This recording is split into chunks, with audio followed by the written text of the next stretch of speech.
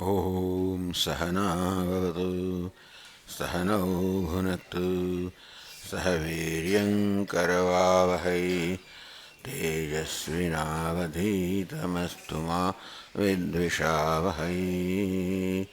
ॐ शान्तिः शान्तिः शान्तिः। ॐ पूर्णमदः पूर्णमिदं पूर्णात् पूर्णमुदच्यते पूर्णस्य पूर्णमादाय पूर्णमेवावशिष्यते। ॐ शान्तिः शान्तिः शान्तिः।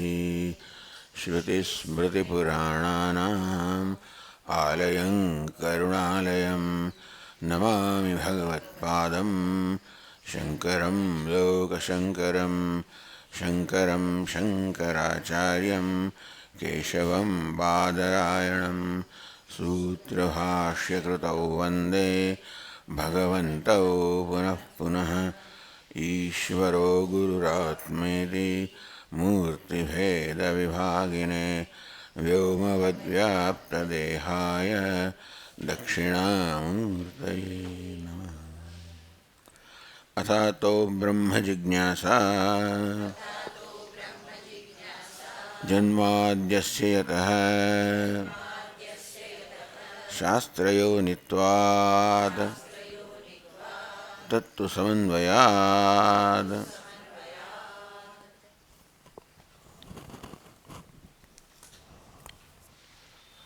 સમન્વય તાત્પર્ય નિશ્ચય તત્વ સમન્વય. જ્યારે આપણે સમન્વય કહીએ શાસ્ત્રોમાં ત્યારે બ્રહ્મશાસ્ત્રોમાં નિર્ણય આવે છે, તાત્પર્ય નિર્ણય.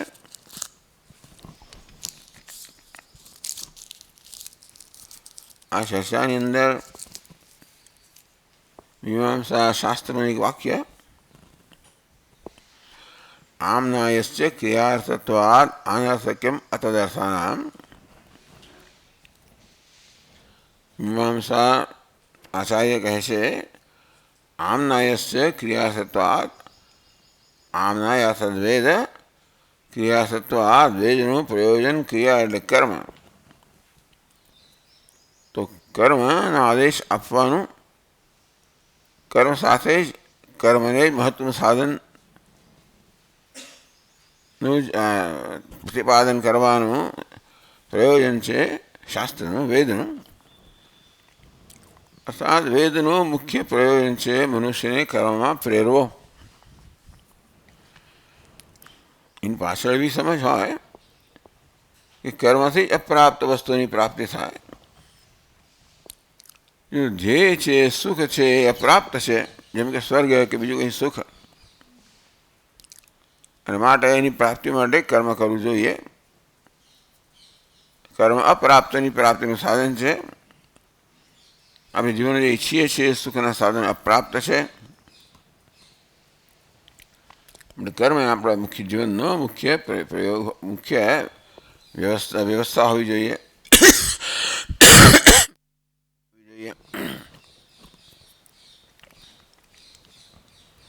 તેની સામે વેદાંતને કહેવાનું છે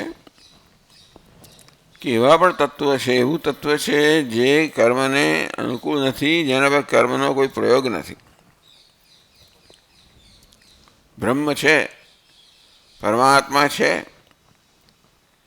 અને તેથી પરમાત્મા કોઈ પ્રકારના કર્મ માટે ઉપલબ્ધ નથી. બ્રહ્મ કોઈ પ્રકારના કર્મ માટે ઉપલબ્ધ નથી, અને એને કર્મની કોઈ આવશ્યકતા પણ નથી. અને બ્રહ્મના વિષયમાં કર્મનો કોઈ ઉપયોગ નથી.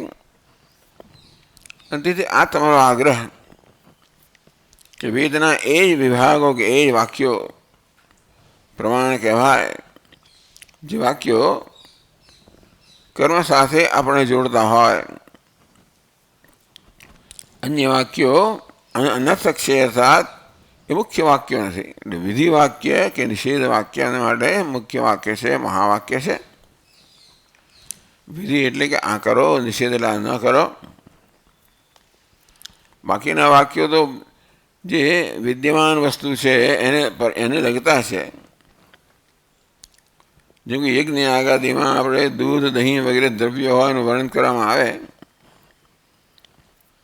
આ દૂધ છે, દહીં છે વગેરે એ કંઈ કર્મમાં પ્રેરનારી વસ્તુ નથી. તેથી બધા વાક્યોને મુખ્ય અર્થમાં લેવા ન હોય અને મુખ્ય વાક્ય ન ગણાય અને કશાક સાથે જોડીને છેવટે આપણે એક વિધિ પર આવવું પડે. આ રીતે બ્રહ્મ ખરેખર વેદનો વિષય થવા યોગ્ય છે કે નહીં? બ્રહ્મ વિશે આપણને કોઈ આદેશ પ્રાપ્ત થતો નથી, આ કરો કે આ ન કરો. નિત્ય પ્રાપ્ત છે. એને કારણે બ્રહ્મ શું ખરેખર શાસ્ત્રનો વિષય બની શકે ખરો? તો વેદાંતિને આગળ જણાવ્યું કે હા ભાઈ, આ રજ્જુ છે, રજ્જુ વિશે સર્પનો ભ્રમ સેવવામાં આવે છે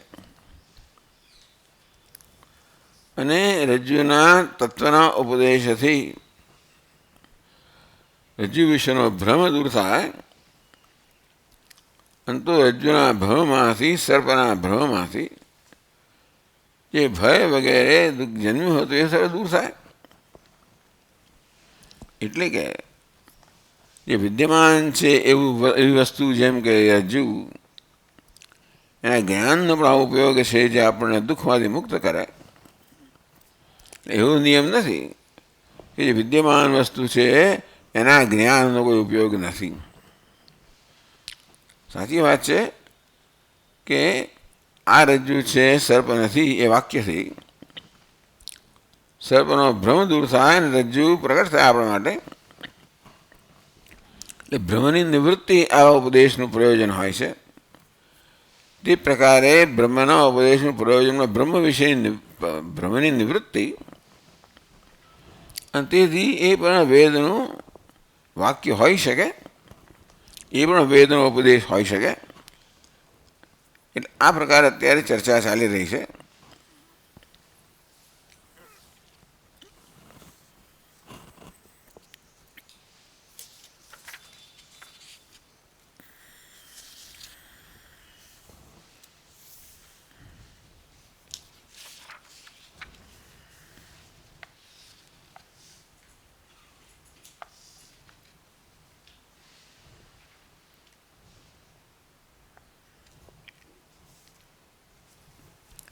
બસો એકમાં પાન પર આપણે જોયું,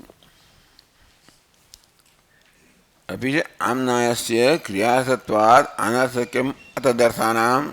આ વાક્ય તો મીમાંસાનું છે. ઇતિ એતत् એકાંતેન અભિભગચ્છતામ.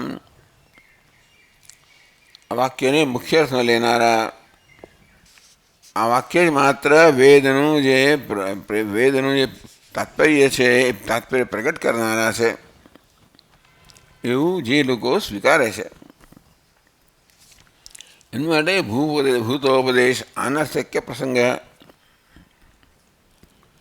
આમનાનો વેદનો પ્રયોજન ક્રિયા છે, કર્મ છે, અને મનુષ્યને કર્મમાં જોતરવો, એને કર્મનો આદેશ આપવો એ વેદનું પ્રયોજન છે.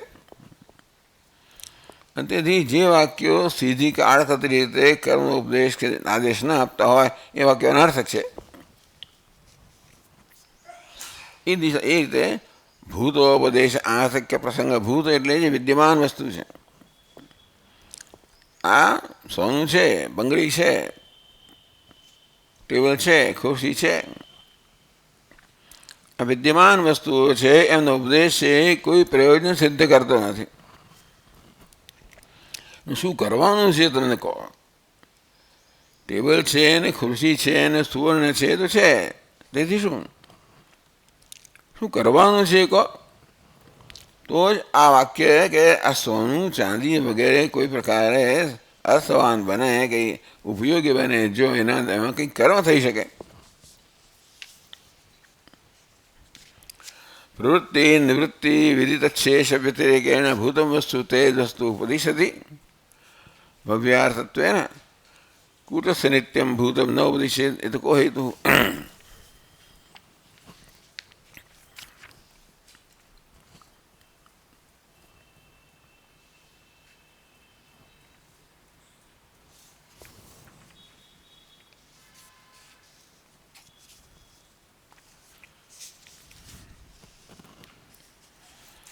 એટલે અહીંયા પૂછવામાં આવ્યો પ્રશ્ન કે પ્રવૃત્તિ નિવૃત્તિ વિધિ તચ્છેષ વ્યતિરેકેણ, જેમાં પ્રવૃત્તિ પણ નથી આવતી અને જ્યારે કહેવામાં આવે કે આ સુવર્ણ છે ત્યારે આમાં પ્રવૃત્તિ પણ નથી નિવૃત્તિ પણ નથી, એવી ભૂતમ ચેદ વસ્તુ, ભૂત એટલે જે વિદ્યમાન વસ્તુ છે ઉપદિશતી. કેમ આ પ્રશ્ન કરે છે? તમે આપણા કર્મકાંડની અંદર આ દહીં, દૂધ, આ બધા દ્રવ્યો છે ને એનો પણ નિર્દેશ કરવામાં આવે છે, ઉપદેશ કરવામાં આવતો હોય છે. કર્મમાં આ બધાની ઉપયોગીતા છે. વૈદિક કર્મમાં તમે દહીંનો હોમ કરતા હો, દૂધનો હોમ કરતા હો તો દૂધ, દહીં વગેરે વિદ્યમાન વસ્તુઓ છે અને એમનો તમને ઉપદેશ કરવામાં આવે જ છે, કારણ કે એનો ઉપયોગથી ભવિષ્યમાં કંઈક પરિણામ જન્મવાનું છે. અને તેથી દૂધ, દહીં વગેરેનો ઉપદેશનો સ્વીકારો છો, કારણ કે એ ભૂત વસ્તુ છે, વિદ્યમાન વસ્તુ છે. તો કૂટસ્થ નિત્ય ભૂતમ, અનિત્ય છે. કૂટસ્થ નિત્ય એટલે જે મુખ્ય અર્થમાં અનિત્ય છે, અપરિવર્તિત છે, નિર્વિકાર છે. જેમ કે બ્રહ્મ, એનો ઉપદેશ વેદ ન કરતો હોય એનું કારણ શું? કો હેતુ? દૂધ, દહીં વગેરે વિદ્યમાન વસ્તુઓનો ઉપદેશ વેદ કરતો હોય જે તમે સ્વીકાર્ય છે, તો પછી બ્રહ્મ કે પરમાત્મા એ પણ નિત્ય વસ્તુ છે, એનો ઉપદેશ વેદ કરે. તમે વિદ્યમાન વસ્તુનો વેદ ઉપદેશ નથી કરતો કેમ કહો છો?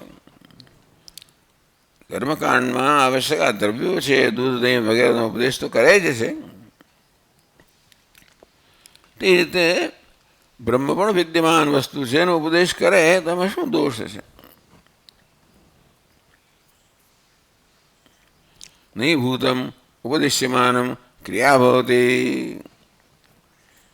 કોઈ વસ્તુનો માત્ર ઉપદેશ કરે એટલા માટે ક્રિયા નથી બની જતી.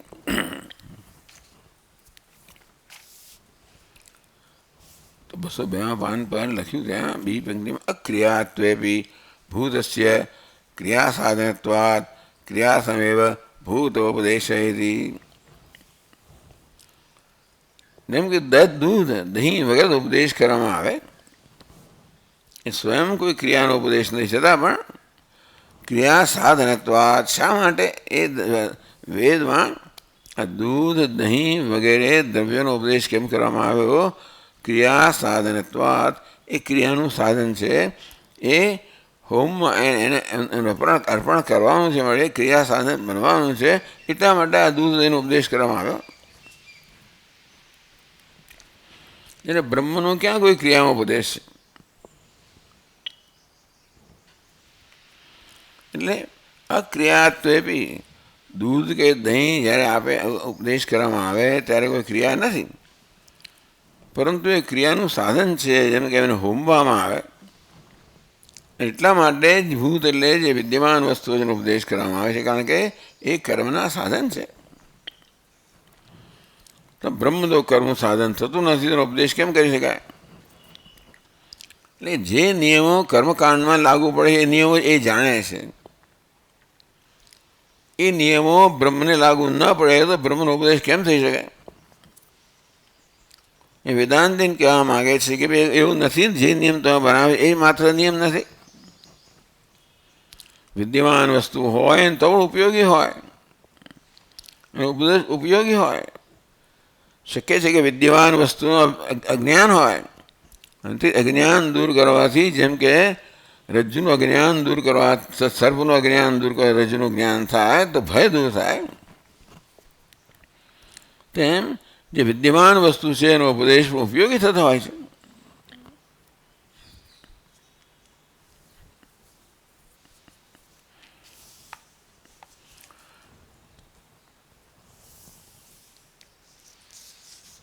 અહીં 202 કરી કહેવામાં આવ્યું બીજી પંક્તિમાં અક્રિયાત્વેપી ભૂતસ્ય ક્રિયા સાધનત્વાत् ક્રિયા એ ભૂતોપદેશયતિ.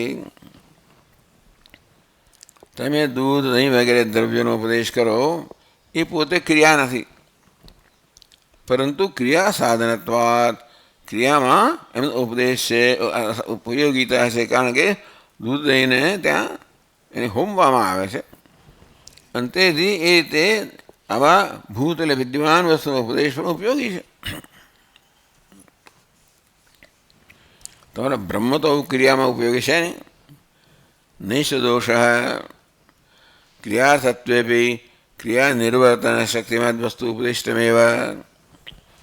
વાસ્તવમાં તમે દૂધ દહીં વગેરેનો ઉપદેશ કરો ત્યારે એમાં ક્રિયાનો કોઈ ઉપદેશ નથી, પરંતુ ક્રિયા તમારે કરવા માટે એ શક્તિ ધરાવનારી વસ્તુ જેમ કે દૂધ કે દહીં છે એ પોતે ક્રિયા છતાં પણ ક્રિયા નિર્વર્તન સામર્થ્ય, ક્રિયાનું સામર્થ્ય છે, એમને હોમવામાં આવે તો એ અમુક પરિણામ ઉત્પન્ન કરનારું છે. તેથી વેદમાં કે આવા પથ્થરનો ઉપદેશ નથી કરવામાં આવ્યો કે જ્યાંથી કોઈ ક્રિયા ન થઈ શકે.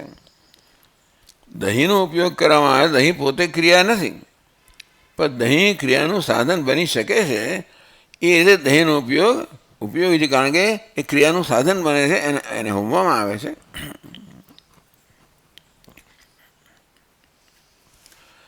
ક્રિયાસત્વં તું પ્રયોજનમ તસ્ય. જેમ કે દહીંનો ઉપદેશ કરવામાં આવે તો કંઈ ક્રિયા નથી, પરંતુ દહીં પેલા હોમમાં ઉપયોગી છે માટે દહીંના ઉપદેશનું પ્રયોજન છે કે એ ક્રિયા માટે ઉપયોગી થાય. છેવટે કોઈ ક્રિયામાં ઉપયોગી થવા માટે જ આ દહીં વગેરે દ્રવ્યોનો ઉપદેશ છે.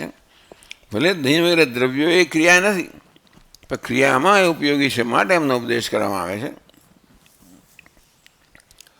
ન છે એ તાવતા વસ્તુનું ઉપદિષ્ટમ ભવતી. એ પોતે ક્રિયા નથી પણ ક્રિયાનું સાધન છે અને તેથી ઉપદેશને યોગ્ય છે. અને તમે કહેવામાં સીધી ક્રિયા નથી મારો ઉપદેશને યોગ્ય નથી, એ બરાબર નથી.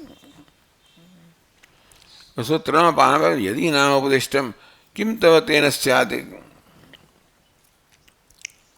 પેલું કહે છે કે ચાલો ભાઈ આવા કારણથી આ દહીં વગેરે દ્રવ્યનો ઉપદેશ થયો, કારણ કે એ પોતે ક્રિયા નથી પરંતુ ક્રિયાનું સાધન છે, મારાનો ઉપદેશ થયો. ચાલો તને એમાં શું મળે છે? વેદાંતિને તને શું પ્રાપ્ત થાય છે? ઉચ્ચરે. આ આખી પ્રક્રિયા છે. ધીમે ધીમે ધીમે ધીમે દલીલો કરતાં કરતાં કરતાં એને એવા સ્થાન પર લઈ આવો કે એને આપણો સિદ્ધાંત સ્વીકાર્યા વગર છૂટકો, આપણો જે દૃષ્ટિબિંદુ છે એ સ્વીકાર્યા વગર છૂટકો રહે જાય. ચાલ ભાઈ તારી વાત સાચી છે કે દહીં વગેરે દ્રવ્યનો ઉપદેશ થાય છે, એ પોતે ક્રિયા નથી પણ ક્રિયામાં ઉપયોગી છે, મારાનો ઉપદેશ પણ ઉપયોગી છે. એટલું એ રીતે એ સિદ્ધ કરવાથી તને શું મળે છે? ઉચ્ચતે અનવગત આત્મસ્વોપદેશ તથૈવ ભવિતુમર્હતિ. આત્માનો ઉપદેશ અનવગત આત્મા જેનું જ્ઞાન અત્યારે આપણે નથી એવા દૂધ દહીં વગેરે એ નથી જાણતા, ન જાણેલી વસ્તુ નથી. પણ આત્માનો ઉપદેશ છે અનવગત આત્મતત્વ. આત્મતત્વ અવગત નથી, જાણેલું નથી, અર્થાત અત્યાર સુધી જે જાણેલું નથી એવું જે આત્મતત્વ છે એનો ઉપદેશ પણ એ પ્રકારે જ ઉપયોગી છે. તદ અવગત્યા મિથ્યા જ્ઞાનસ્ય સંસાર હેતો નિવૃત્તિ પ્રયોજન ક્રિયતે. તો જે આત્મતત્વનો ઉપદેશ કરવામાં આવે છે, આત્મતત્વ અત્યારે અજ્ઞાત જાણેલું નથી અને એના જ્ઞાનથી સંસારના હેતુ નિવૃત્તિ થાય છે. ટૂંકમાં માત્ર કર્મ જ આપણને ઉપયોગી છે એવું નથી, જ્ઞાન પણ ઉપયોગી છે. જ્યાં ભ્રમ પ્રવર્તમાન છે, ભ્રમને કારણે આપણા જો અનર્થ થઈ રહ્યો હોય તો ભ્રમની નિવૃત્તિ કરનારું જ્ઞાન પણ એટલું જ ઉપયોગી છે. જેવી રીતે આત્મા જે છે એ આપણે અનવગત કે અજ્ઞાત છે, એ જ્ઞાત આત્માનો ઉપદેશ કરવાથી આત્માનું જ્ઞાન થાય તો આપણે સંસારનો હેતુ અજ્ઞાનથી મુક્ત થઈએ. એટલે મહાન પ્રયોજન છે એમાં.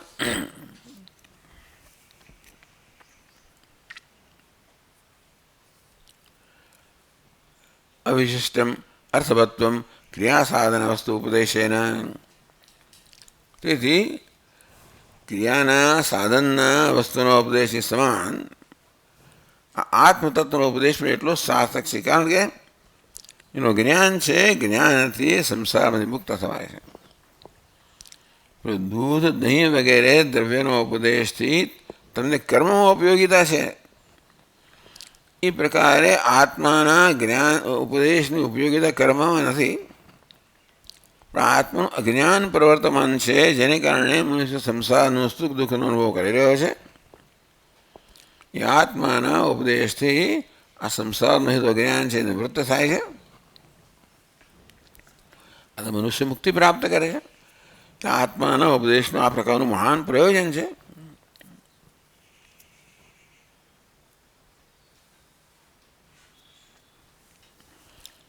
અંતેથી આ પ્રયોજન સિદ્ધ થાય, સંસારની નિવૃત્તિ, એ પ્રયોજન છે આત્માના જ્ઞાનનું.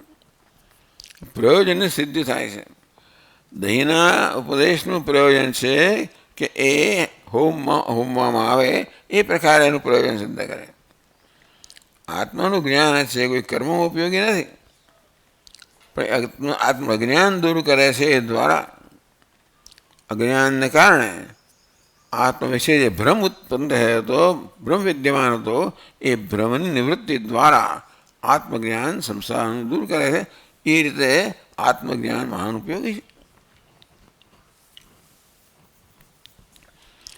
હવે બધા જ વાક્યો કર્મમાં ઉપયોગી છે. વેદના બધા જ વાક્યો કર્મનો આદેશ કરે છે એવું પણ નથી.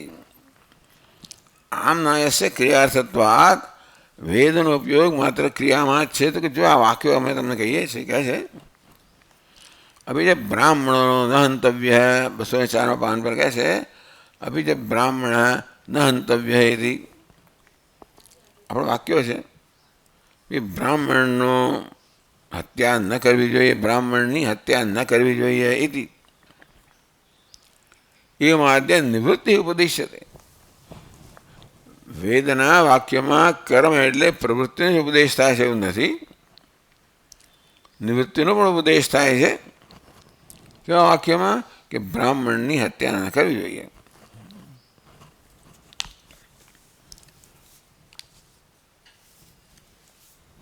નિચસા ક્રિયા નાભી ક્રિયા સાધનમ, બ્રાહ્મણનો હાથ હત્યા ન કરવી જોઈએ, બ્રાહ્મણની હત્યા ન કરવી જોઈએ. એ કોઈ ક્રિયા પણ નથી કે ક્રિયાનું સાધન પણ નથી.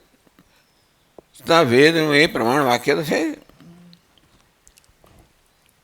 અક્રિયાર્થાનામ ઉપદેશ અનર્થકશ્ચેદ, જેમાં કોઈ પ્રકારની ક્રિયા આવતી નથી, એવી કર્મ જેમાં આવતું નથી, કર્મનો જેમાં ઉપયોગ નથી, એવા વાક્યો જો અનર્થક હોય તો પછી બ્રાહ્મણો ન હંતવ્ય, બ્રાહ્મણની હત્યા ન કરવી જોઈએ, આ બધું તો નિવૃત્તિ ઉપદેશ છે, પ્રવૃત્તિ ઉપદેશ નહીં. કર્મ એટલે પ્રવૃત્તિનો ઉપદેશ. વેદમાં નિવૃત્તના ઉપદેશનો વાક્ય છે બ્રાહ્મણો ન હંતવ્ય, બ્રાહ્મણ હત્યા ન કરવી જોઈએ ઇત્યાદિ નિવૃત્તિ ઉપદેશાનામ અનર્થક્યમ. તો પછી જે પ્રવૃત્તિનો ઉપદેશ સાર્થક હોય તો આ પ્રકારે નિવૃત્તિનો ઉપદેશ કરનારા વાક્યો છે એ નિરર્થક થઈ જશે. આપણો વેદ વાક્ય છે, પ્રમાણ વાક્ય છે બ્રાહ્મણ ન હંતવ્ય. ભલે તમે શું વાંધો છે? તચ્ચ અનિષ્ટમ, વેદના વાક્યોનું અનર્થક્ય હોય, એ પ્રમાણભૂત ના હોય, એ તો અનિષ્ટ છે, અનિચ્છનીય છે. કયા વાક્યો? તો તમે કોઈ વાક્ય પર વિશ્વાસ ના રાખી શકો. હવે કોઈક વાક્યો નીકળે જે પ્રમાણભૂત નથી અને તે તમે છોડી દેવાના છે, તો કયું વાક્ય પ્રમાણભૂત છે એ હંમેશા પ્રશ્ન જ રહે.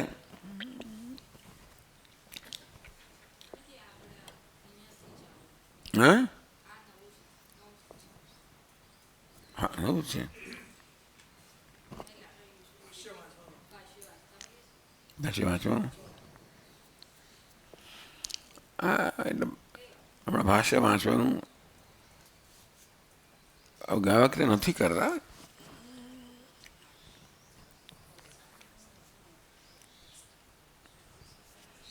એટલે 205 પાના પર અક્રિયાર્થાનામ ઉપદેશ અનર્થકશ્ચેત. જેમાં કોઈ ક્રિયાનો આદેશ નથી એવો ઉપદેશ અનર્થક કહેવાતો હોય. અનર્થક્યમ અતદર્થાનામ એવું કહેવામાં આવ્યું મૂળ સૂત્રમાં. આમનાયશ્ચ ક્રિયાર્થત્વાદ અનર્થક્યમ અતદર્થાનામ. વેદનું મુખ્ય પ્રયોજન આપણને ક્રિયામાં પ્રેરવાનું હોવાને કારણે જે વાક્યો ક્રિયાના પ્રેરક નથી અનર્થક છે. તો આપણું વેદનું વાક્ય છે બ્રાહ્મણો ન હંતવ્ય, બ્રાહ્મણની હત્યા ન કરવી જોઈએ. એટલે નિવૃત્તિ ઉપદેશાનામ, આ પ્રવૃત્તિનો ઉપદેશ નથી કરતું, નિવૃત્તિનો ઉપદેશ કરે છે. અનર્થક્યમ પ્રાપ્તમ, તો પછી આવા વાક્યો જે છે એ અનર્થક બની જાય, કારણ કે એ કોઈ પ્રવૃત્તિનો ઉપદેશ નથી કરતા, એ નિવૃત્તિનો ન કરવું જોઈએ એમ કહે છે. એ વાક્ય પછી અપ્રમાણ બને તો બરાબર નથી. તચ્ચે અનિષ્ટમ, અને આ વાક્યો વ્યર્થ બની જાય. બ્રાહ્મણનો હંતવ્ય આ પ્રકારના જે નિવૃત્તિપરક વાક્યો છે એ વાક્યો અનર્થક બની જાય, કારણ કે પ્રવૃત્તિપરક નથી. સમગ્ર વેદ પ્રવૃત્તિપરક જ છે એવું જો તમારો આગ્રહ હોય તો આ વાક્યો નિવૃત્તિપરક જે છે એ તો અનર્થક બની જાય. અને વાક્યો હવે અનર્થક બને તો કયું વાક્ય અનર્થક નહીં? એક બધા જ વાક્યો સાર્થક આપણે જોવા જોઈએ. તો આવો ઉપદેશ કેમ કરતા હશે? ન ચ સ્વભાવ પ્રાપ્ત હંત્યર્થ અનુરાગેણ નહીં શક્યમ અપ્રાપ્ત ક્રિયાસત્વ કલ્પયિતુમ. ન ચ, તો આ બ્રાહ્મણો ન હંતવ્ય એ શું કહે છે? સ્વભાવ પ્રાપ્તિ હંતિ અર્થ અનુરાગેણ. કોને કહેવામાં આવે છે? બ્રાહ્મણની હત્યા ન કરવી જોઈએ કોને કહેવામાં આવે છે? જેનો હિંસક સ્વભાવ છે. અંતેથી હિંસક સ્વભાવને કારણે જે બ્રાહ્મણની પણ હત્યા કરવા તત્પર થઈ ગયો છે એની નેહ સ્વભાવગત પ્રાપ્તિ હંત અર્થાનુરાગેણ. એટલે હવે બ્રાહ્મણો ન હંતવ્ય, આ નકાર છે ને કઈ જગ્યાએ જાય? ન બ્રાહ્મણો હંતવ્ય કે બ્રાહ્મણ ન હંતવ્ય, નકાર કોની સાથે જાય છે? આ નકાર જે છે એ પેલી ક્રિયાપદ ન હંતવ્ય એવું કેમ કહેવામાં આવ્યું? સ્વભાવગત, સ્વભાવ પ્રાપ્ત હંત્યર્થ અનુરાગેણ. આ માણસ ક્રૂર છે અને તેથી હનન કરવા તૈયાર થાય છે. એનામાં હનન છે એના સ્વભાવને કારણે પ્રાપ્ત થયું છે.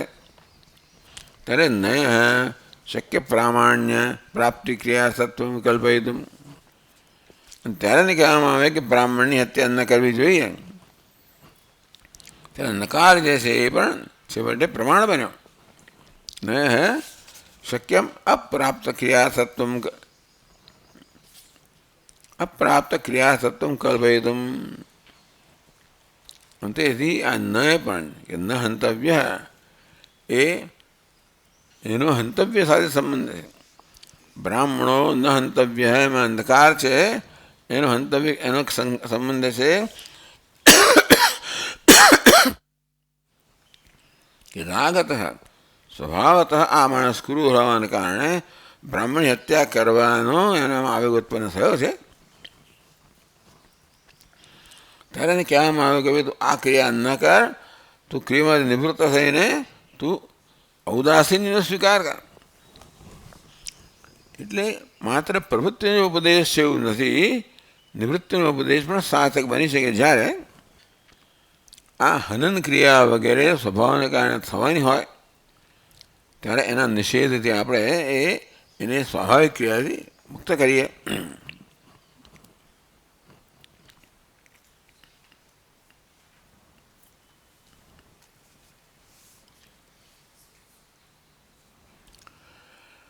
પછી પ્રશ્ન છે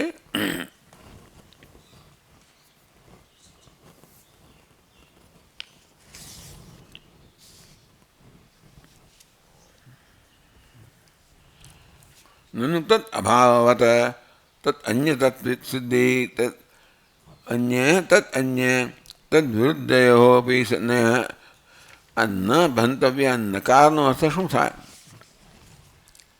નકારનો અર્થ કશીક વસ્તુનો અભાવ, એટલે કે એનું હનન ન થવું જોઈએ. અભાવ એ નકારના ઘણા અર્થો છે. ક્યાં તો તદન્યત, હનથી સિવાય કે હનન સિવાય કંઈ કરવું જોઈએ.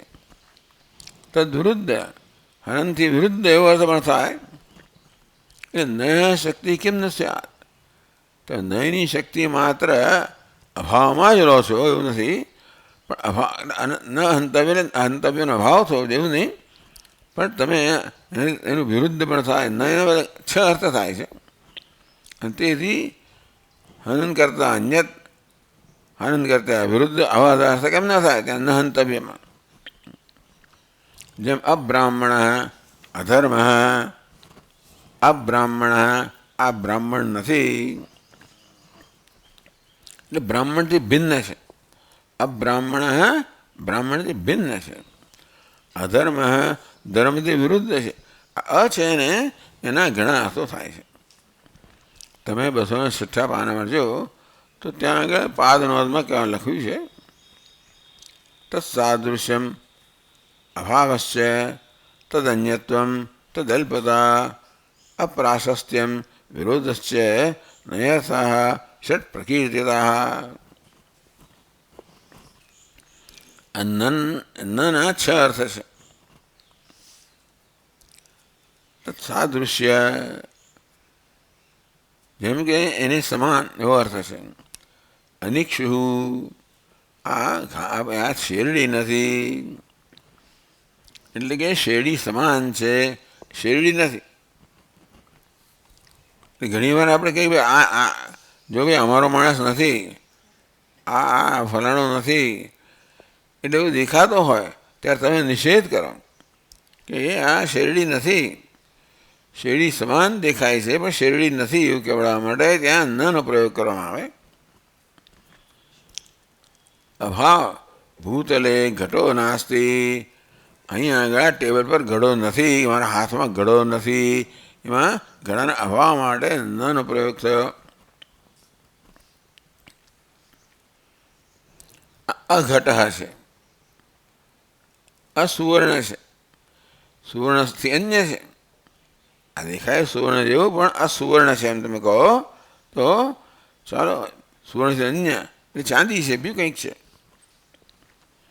તો અદલ્પતામાં પણ અનુભવ થાય, એનો ઉપયોગ થાય છે કે ભાઈ આ છોકરી છે એની આ કમર છે અત્યંત અલ્પ છે, ના અનુદરમ એમ કે અનઉદરમ, એનું ઉદર છે જ નહીં, બહુ અલ્પ ઉદર છે.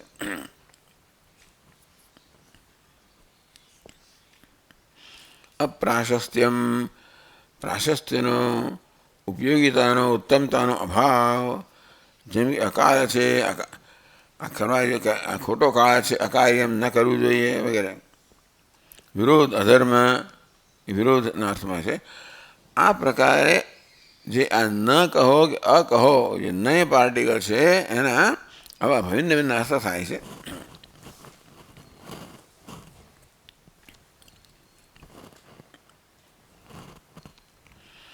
તો બ્રાહ્મણો ન હંતવ્ય એમાં નનો શું ઉપયોગ થાય? આમાં અભાવ બોધયતી, કારણ કે બ્રાહ્મણોની હત્યા ન કરવી જોઈએ. અહીંયા હત્યા ન અર્થ હત્યાનો અભાવ જ બતાવે છે.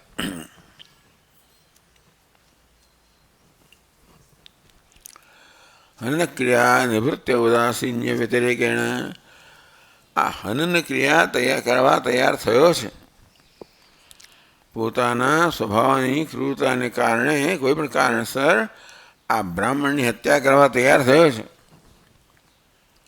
તેને કહેવામાં આવે છે બ્રાહ્મણ ન હંતવ્ય, એટલે બ્રાહ્મણનું હનન ના કરવું જોઈએ, વધ ના કરવો જોઈએ.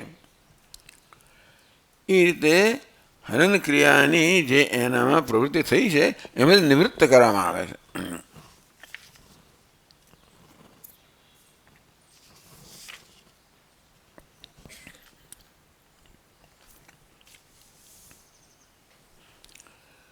બસો 56 પાન પર પહેલી લાઈનમાં નયશ્ચેદ, નયશ્ચ એષ સ્વભાવ યત સ્વસંબંધીના અભાવ બોધયતી. આ નકારનો સ્વભાવ શું છે? કે નકાર જેની સાથે જોડાય એનો અભાવનો બોધ કરે છે. ન હંતવ્ય, હંતવ્ય સાથે જોડાય તો ન હંતવ્ય એટલે કે હનન ન કરવું જોઈએ. તો આ નનો સ્વભાવ છે કે ન જેની સાથે જોડાય એના અભાવનો બોધ કરે.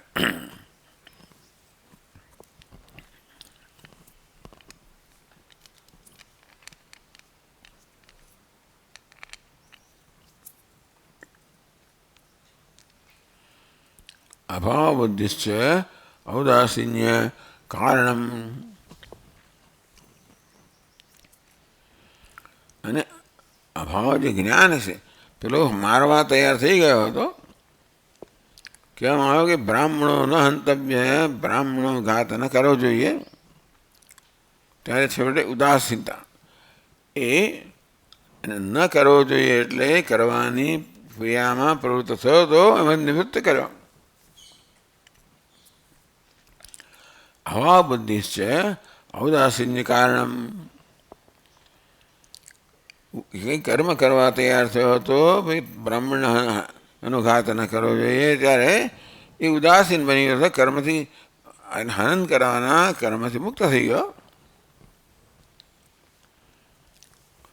તો સા છે દગ્ધેન્દ અજ્ઞાનિવત સ્વયં ઉપશામ્યતી.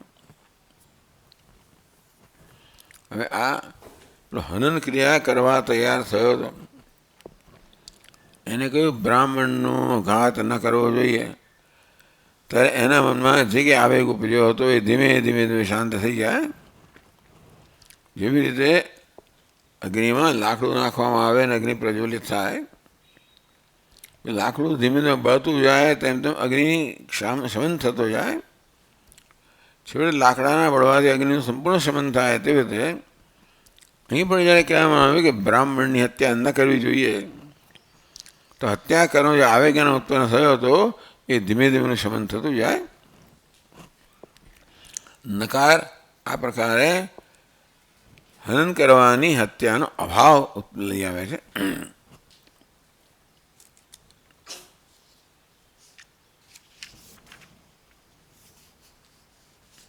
તસ્માત પ્રસક્ત ક્રિયા નિવૃત્તિસ્ય ઔદાસીન્યમેવ બ્રાહ્મણો ન હંતવ્ય ઇત્યાદિષુ પ્રતિષેધાર્થમ મન્યામહે. તમે કહો છો કે વેદના બધા જ વાક્યો ઉપયોગ પ્રવૃત્તિમાં છે, પણ જો આ વાક્ય અમે આપીએ છીએ જે વાસ્તવમાં નિવૃત્તિમાં છે એ પ્રવૃત્તિમાં નથી. તસ્માત પ્રસક્ત ક્રિયા, આ કિસ્સામાં એ બ્રાહ્મણને હનન કરવાની ક્રિયામાં પ્રવૃત્ત થયેલો એટલે કે પ્રસંગ છે. ત્યારે એનો ઉપદેશ થયો કે ભાઈ બ્રાહ્મણનો વધ ના કરવો જોઈએ. ત્યારે પ્રસક્ત ક્રિયા નિવૃત્ત ઉદાસીન્યમ. પ્રસક્ત એટલે જેનો પ્રસંગ છે. પ્રસક્ત ક્રિયા એટલે બ્રાહ્મણનો વધ કરવાની ક્રિયાનો પ્રસંગ છે. એ માણસ બ્રાહ્મણનો વધ કરવા તૈયાર થયો છે અને ત્યારે એને આદેશ કરવામાં આવે કે બ્રાહ્મણનો હંતવ્ય. અને ત્યારે એનો જે હનન આવેગ હતો એ ધીમે શાંત થઈ જાય અગ્નિની જેમ. તો પ્રતિષેધા સમન્યામાં એટલે આમાં નકાર ન એનો ઉપદેશ છે એ પ્રતિષેધ માટે છે. અહીંયા હનન ક્રિયાના પ્રતિષેધ માટે એવા માનીએ છીએ. એટલે બધી જ વસ્તુઓ કર્મ માટે નથી હોતી, કર્મ નિવૃત્તિ માટે છે. સ્વભાવને કારણે હનન કરવા માટે તૈયાર થયો હતો એને કહેવામાં આવે કે ન હંતવ્ય તારે કર્મથી નિવૃત્ત કરે છે ને. પ્રતિષેધાર્થમ મન્યામહે એટલે કે આ નકાર આવા વાક્યમાં કર્મ પ્રતિષેધ કરવામાં આવે છે. બધામાં કર્મનો હંમેશા આદેશ આપવામાં આવે એવું નિયમ નથી. અન્યત્ર પ્રજાપતિવત વ્રતાદિભ્ય, આ પ્રજાપતિ આ જે છે જે ખાલી અર્થવાદ હોય તો એનો અર્થ ના હોય. બાકી બધી વસ્તુ આ પ્રકારે આ ઉપયોગી છે. જ્યાં ન આવતો હોય તે નિષેધ થતો હોય.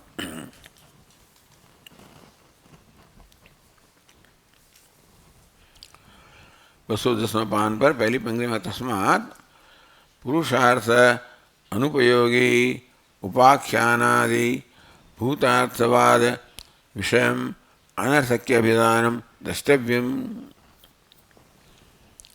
तो ત્યાં શું આપણે સમજવું જોઈએ કે ભાઈ ભૂતાર્થ પુરુષાર્થ અનુપયોગી ઘણીવાર બધું કહેવામાં આવે, કથાઓ કહેવામાં આવે, વ્યાખ્યાન કહેવામાં આવે, દૃષ્ટાંત કહેવામાં આવે. આપણે સીધે સીધું જે પ્રાપ્ત કરવાનું છે, તમે કોઈને રસ્તો બતાવતા હો તો જો તને યાદ છે બી પેલું ફલાનો રસ્તો છે, આમ ત્યાં જાય છે જમણી બાજુ, એ તો અહીં જઈને જમણી બાજુ જાય, પેલું જ જમણી બાજુ છે એને સંબંધિત નથી, એ આ પુરુષાર્થનો ઉપયોગી નથી. સીધે સીધો તે પુરુષાર્થ અનુપયોગી ઉપાખ્યાન, એ પ્રકારે આ કર્મના વિષયમાં ઉપાખ્યાનો કહેવામાં આવે, આગળ જે ખાઈ ગયું કહેવામાં આવે, એ ઉપાખ્યાન છે ને કોઈ નચિકેતાની વાર્તા, રાજાની વાર્તા કહેવામાં આવે, જે આ કર્મ ઉપયોગી નથી. ભૂતાર્થવાદ વિષમ આનથક્ય અભિધાનમ દ્રષ્ટવ્યમ.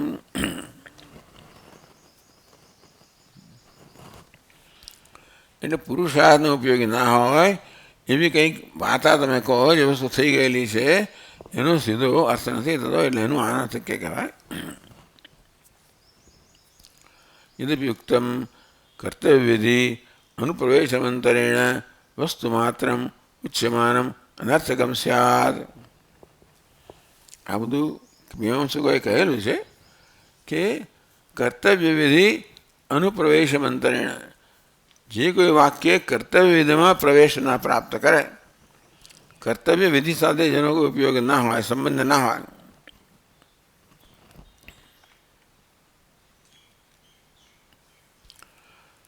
વસ્તુ માત્ર ઉચ્યમાનમ અનર્થકમ, માત્ર જે છે એ જ કહેવામાં આવે છે. સપ્તદ્વીપા વસુંધરા કે સપ્તદ્વીપા વસુમતી એવું કહેવામાં આવે.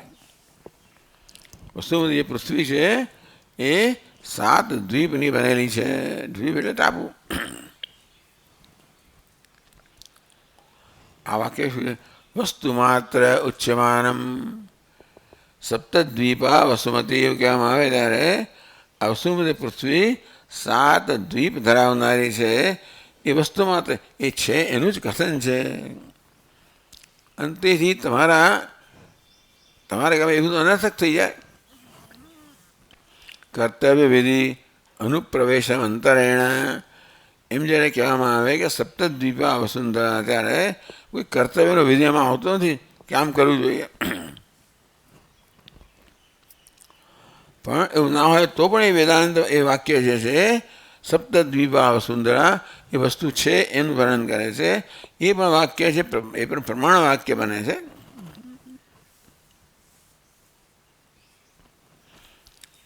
પુરુષાર્થ અનુપયોગી ઉપાખ્યાનાદિ ભૂતાર્થવાદ એ સીધે સીધું પુરુષાર્થમાં ઉપયોગી નથી, માત્ર છે એનું ઉપાખ્યાન છે, અર્થવાદ છે, પણ એ પણ અનર્થક નથી, અર્થવાદ છે.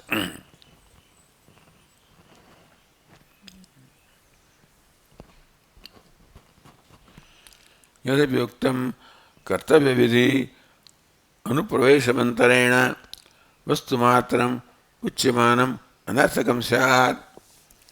એ લોકોએ કહ્યું કે કર્તવ્ય વિધિમાં જે સંબંધ ના હોય, એ માત્ર આ સપ્તદ્વીપા વસુંધરા, આ 7 દ્વીપવાળી વસુંધરા છે, એને કોઈ રીતે કર્તવ્યમાં જોડી ના શકાય. તો શું કરવાનું? ચાલો ભાઈ 7 દ્વીપ વસુંધરા છે એવી આપણે માહિતી મળે, એ માહિતી કોઈ આપણને કર્મમાં પ્રેરતી નથી. તેથી તમે વસ્તુ માત્ર જે છે એ જ માત્ર કહેતા હો તો એમાં કોઈ રીતે એ કોઈ રીતે કર્મ આપણે જોડતી નથી, તો એ વાક્ય તો અનર્થક થઈ ગયો ને. એટલે જ્યાં જે વાક્ય આપણને કર્મ ન જોડતું હોય, વાક્ય અનર્થક હોય, તો અમે તમને કહ્યું રજ્જુયમ નાયમ સર્પ હતી, આ રજ્જુ છે આ સર્પ નથી. એ વસ્તુ માત્ર ખતનેપી, એના મનમાં ભ્રમ હતો કે આ સર્પ છે, એને કહેવામાં આવ્યું કે આ રજ્જુ નથી, તું એને સર્પ માને છે રજ્જુ છે. અને તો એનો ભય વગેરે દૂર થાય છે. એ પ્રકારે એનું જે પ્રયોજન સિદ્ધ થયું. આમ વસ્તુ માત્ર કથને બી પ્રયોજન છે દુષ્ટત્વાદ. ઘણી વાર આપણે જોઈએ છીએ કે માત્ર વસ્તુનું જ કથન કરવામાં આ સર્પ નહીં દોરડું છે એટલાથી જ પ્રયોજન સિદ્ધ થાય. એના મને ભય વગેરે જન્મ્યો હતો એ દૂર થઈ જાય. એટલે કોઈ કરવામાં પ્રેરણા મળે તો જ વસ્તુ ઉપયોગી થયું નથી. વસ્તુ છેવટે પોતાનું પ્રયોજન સિદ્ધ કરે. આ કિસ્સામાં શું પ્રયોજન છે? એને ભયમાંથી મુક્ત કરવો.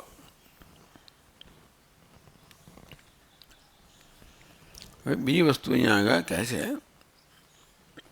નનુ શુતબ્રહ્મણોપી યથાપૂર્વમ સંસારિત દર્શનાત. જે લોકોએ બ્રહ્મનું ઘણા લાંબા સમય સુધી શ્રવણ કર્યું છે એ લોકોમાં પણ સંસારીપણો દેખાય છે. ઘણા લાંબા સમય સુધી બ્રહ્મનું શ્રવણ કર્યા છતાં પણ હજી સંસારીપણો દેખાય છે. તો તમે રજ્જુ સ્વરૂપ કથન બાદ તમે રજ્જુ જેવી રીતે રજ્જુ એમને સર્પ, આ રજ્જુ છે સર્પ નથી અને તેથી તરત જ સર્પનો ભ્રમ દૂર થાય. તેવી રીતે એવું નથી થતું કે બ્રહ્મનો ઉપદેશ કર્યો તરત એને બ્રહ્મનો ભ્રમ દૂર થઈ જાય. એવું થતું નથી. આ દૃષ્ટાંત બરાબર છે રજ્જુ સર્પનું, પણ દૃષ્ટાંત આપણને લાગુ પડતું નથી આ બ્રહ્મના વિષયમાં.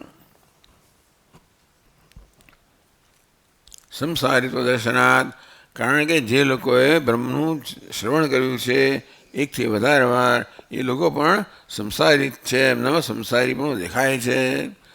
અને તેથી પહેલાંની જેમ હોત કે આ રજ્જુ છે સર્પ નથી, તેથી એને પોતાનું કામ પૂરું, એ વાક્ય ભ્રમ દૂર થઈ ગયો અને વાક્યનું કામ પૂરું થઈ ગયું. અહીં થતું નથી. તું બ્રહ્મ છે અનેક વાર કહેવા છતાં પણ એને બ્રહ્મનો એવો બોધ થતો નથી.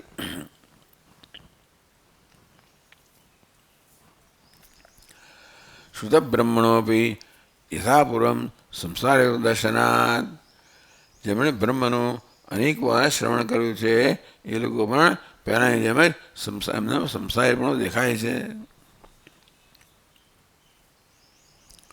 રજ્જુ સ્વરૂપ કથનવત અસવત્વમ, તમે દૃષ્ટાંત આપ્યું કે રજ્જુ રિયમ નાયમ સર્પ હે, આ રજ્જુ છે એ સર્પ નથી, એ બરાબર છે. એ વાક્યથી સર્પથી જેમનો ભય દૂર થયો એ વાક્ય તો એને પોતાનું પ્રયોજન સિદ્ધ કર્યું. એટલે એનો સર્પનો ભય દૂર થયો.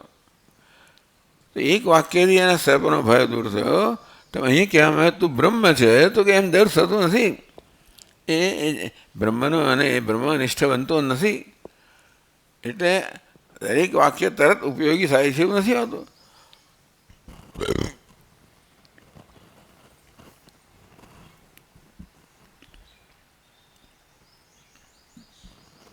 એટલે કહ્યું નનુ શુત બ્રહ્મણોપી યથાપૂર્વમ સંસારિત્વ દર્શનાત. શુત બ્રહ્મણ એટલે જેમણે બ્રહ્મનું શ્રવણ કર્યું છે એમના માટે પણ યથાપૂર્વમ સંસારિત્વ દર્શનાત, પહેલાં જેમના પણ સંસારીપણાનું દર્શન થાય છે.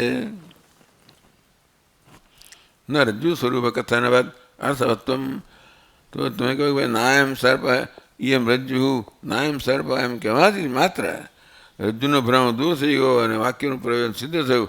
આમાં તો થતું નથી. બ્રહ્મના કિસ્સામાં એકવાર સાંભળવાથી થતું નથી. એટલે તમે એ વાક્યનું દૃષ્ટાંત કેમ આપી શકો કે ભાઈ નાયમ રજ્જુ એમ સર્પ, નાયમ સર્પ એમ રજ્જુ, એવું તમે કેમ કહી શકો? એ વાક્યનું દૃષ્ટાંત કેમ આપી શકો? તો એનો ઉત્તર આપે છે. આ બધા બહુ આ પ્રશ્નોની ચર્ચા કરવામાં આવી છે, જે ઘણી વાર બધા વેદાંતિન પાસે આક્ષેપો કરવામાં આવતા આટલા બધી સાંભળવાનું થયું વગેરે વગેરે, એની ચર્ચા અહીં જ કરવામાં આવી છે. ન અવગત બ્રહ્માત્મ ભાવસ્ય યથાપૂર્વમ સંસારિત્વમ શક્યમ દર્શયિતુમ, કે છે જેણે બ્રહ્મ આત્મા છે એ પ્રકારનું બ્રહ્મનું આત્મપણાનું શ્રવણ કર્યું છે એ પહેલાંની જેમ સંસારી રહે એવું કલ્પના કરી શકીએ નથી. વેદ પ્રમાણજનિત બ્રહ્માત્મા વિરોધાત, આ વેદ પ્રમાણ છે. તું બ્રહ્મ છે વાક્ય વેદરૂપ પ્રમાણનું વાક્ય છે. અને વાક્ય છે એણે પોતાની વૃત્તિ ઉત્પન્ન કરવી જ જોઈએ. એટલે એનામાં આ વાક્ય બ્રહ્માત્મ ભાવ, હું બ્રહ્મ છું ભાવ ઉત્પન્ન કરે જ. કારણ કે એમાં શક્તિ વાક્યની છે. આ વસ્તુતંત્ર છે, જ્ઞાન છે, પુરુષતંત્ર નથી. તો ઉપદેશ કરવામાં આવે તો બ્રહ્મ છે ત્યારે એનો બ્રહ્મવૃત્તિ જન્મ આવે.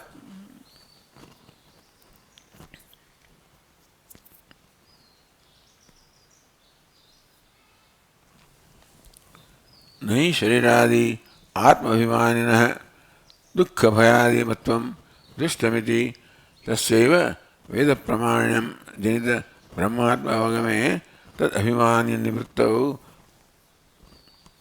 નહીં શરીરાદિ આત્માભિમાનિન, શરીર વગેરેને આત્મા અભિમાન ધરાવનાર જે છે, દુઃખ ભયાદિમત્વમ દુષ્ટમ, અંતેથી શરીરને દુઃખ કંઈ ભય હોય તો પોતાને ભય થાય એટલે દુઃખમયાદિ દુષ્ટમ, દુઃખ વગેરે પરિણામ જોવામાં આવે છે.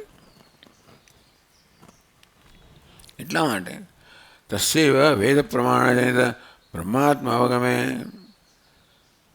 એ જ મનુષ્યને જ્યારે તું બ્રહ્મ છે એ પ્રકારે વેદ પ્રમાણથી કહેવામાં આવે તો અભિમાન નિવૃત્તૌ તદેવ મિથ્યા જ્ઞાન નિમિત્ત દુઃખમ દુઃખ વ્યાધિ મત્વમ ભવતી એથી શક્યમ ન કલ્પયિતુમ. એને જ્યારે કહેવામાં આવે કે તું બ્રહ્મ છે, આ વેદનું વાક્ય છે, પ્રમાણ વાક્ય છે,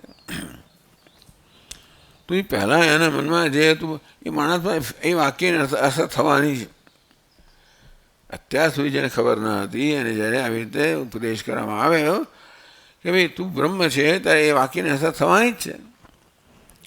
તો પહેલાં હું બ્રહ્મ નથી એ પ્રકારનું મિથ્યા જ્ઞાન હતું. એમાંથી હવે જે કંઈ આ વાક્યની અસર થઈ હોય એટલે પ્રમાણમાં તો એનો ભ્રમ દૂર થવાનો જ છે.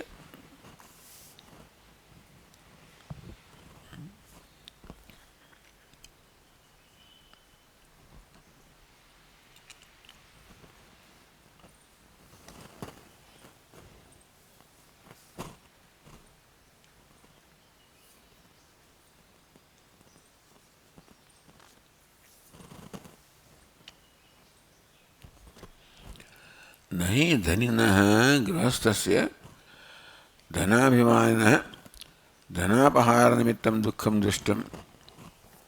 ધનવાન માણસ હોય, પોતે ધનિક છે એ પ્રકારનું અભિમાન ધરાવતો હોય, આ ધનમાં એ માણસ તો કે મારું ધન છે એ પ્રકારે આત્મત્વ બુદ્ધિ ધરાવતો હોય અથવા તો અધિકાર બુદ્ધિ ધરાવતો હોય,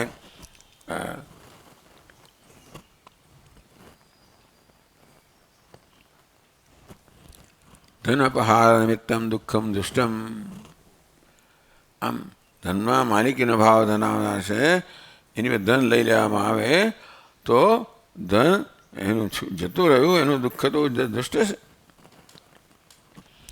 તસ્યૈવ પ્રવ્રજિતસ્ય, એ જ માણસ ધારો કે કોઈ જવાનામાં સંન્યાસ લે, એ પ્રવ્રાજક બને,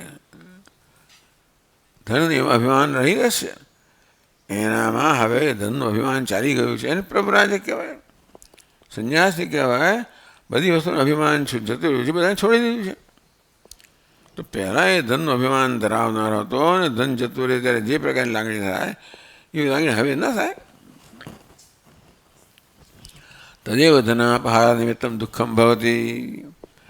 એ જ ધન હવે એની પાસે હવે લઈ લેવામાં આવે, એની પાસે તો નથી, પણ પહેલાં એ ધનને મારું માનતો હતો, એ લઈ લેવા છે મહાન દુઃખ જન્મતું હતું. જેમ કે ઘર હવે પરિવ્રાજક થઈ ગયો છે અને ઘર કોઈ સંબંધ કે આવી કોઈ પ્રકારની સંપત્તિનો સંબંધ નથી, એ લઈ લેવામાં આવે તો એના પર અસર થતી નથી. હવે એની માલિકીની ભાવના રહી નથી.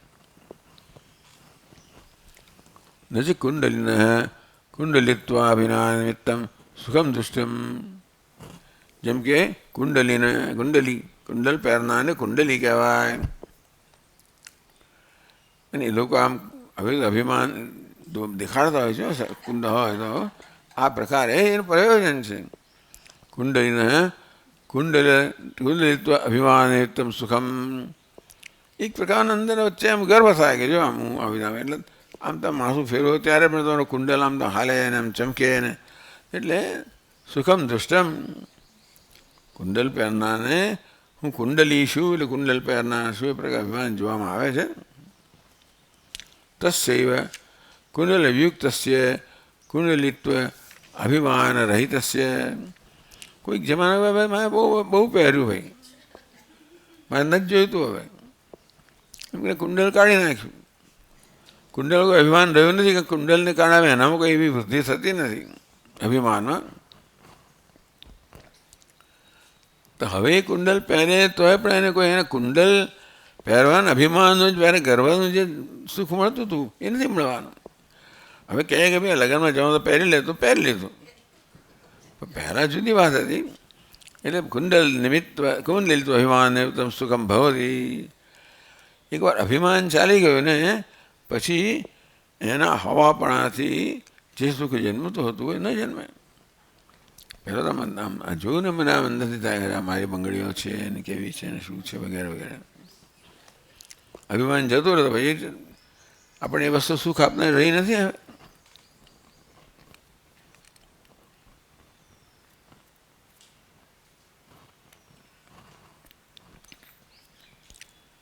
તો દુઃખમ શ્રુત્યા, શ્રુતિ પણ આ વસ્તુ કહી છે.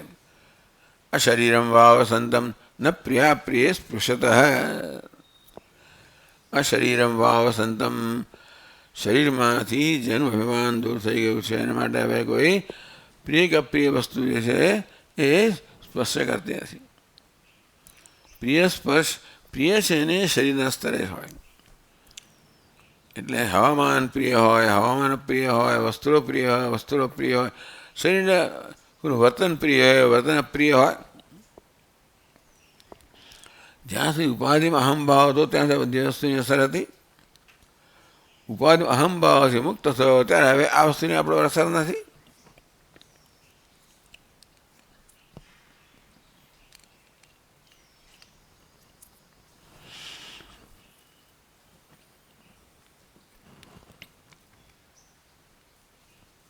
આ પ્રકારે ભાષ્યકાર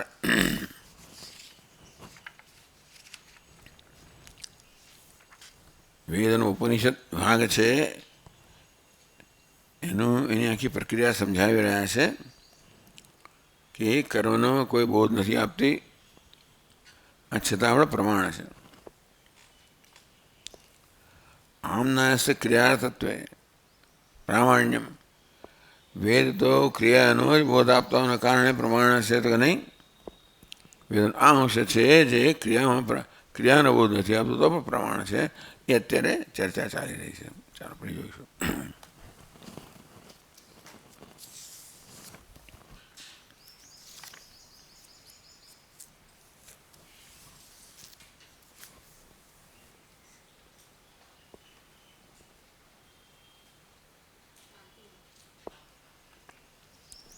ઓમ પૂર્ણમદઃ પૂર્ણમિદં પૂર્ણાત પૂર્ણમુદચ્યતે પૂર્ણસ્ય પૂર્ણમાદાય પૂર્ણમેવાવશિષ્યતે.